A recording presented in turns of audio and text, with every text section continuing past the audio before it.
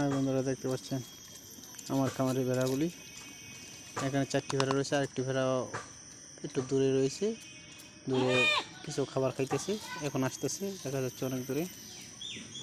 আয় ভেড়াগুলোকে জলপানি খেতে দিয়েছি। আয় আয় আয় আয় আয় আয়। এই যে অনেক দূরে, এগুলো পানি খেয়ে চলে যাচ্ছে। আয় বে বে আয়,